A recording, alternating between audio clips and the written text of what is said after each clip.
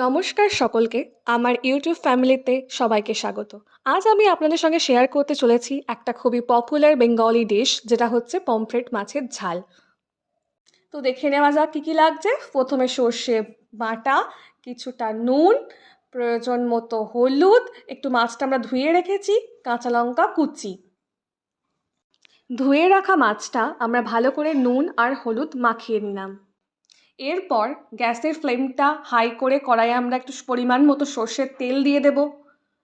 তেলটা গরম হয়ে গেলে প্রথম মাছটা আমরা তেলে দিয়ে দেব। এপাশ ওপাশ ভালো করে লাল রং হয়ে যাওয়া না পর্যন্ত আমরা নাড়তে থাকবো। রং হয়ে গেলে আমরা তেল ঝরিয়ে অন্য পাত্রে মাছটিকে তুলে নেব। বাকি তিনটে মাছও আমরা একইভাবে ভেজে নেব।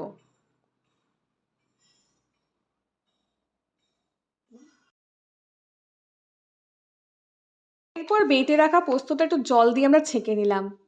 মাছ ভেজে রাখা তেলটাতে আমরা হলুদ আর কাঁচা লঙ্কা 2 পিস দিয়ে দিলাম। সেই সর্ষের পেস্টটা আমরা কড়াইয়ে দিয়ে দিলাম পুরোটাই।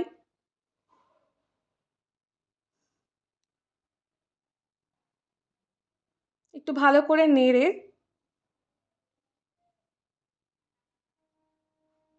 এর সাথে আমরা একটু নুন মিশিয়ে দিলাম। পরে একটা একটা করে মাছ আমরা কড়াইয়ে দিয়ে দিলাম। ভালো করে সর্ষের সঙ্গে মিশিয়ে নেব মাছগুলো।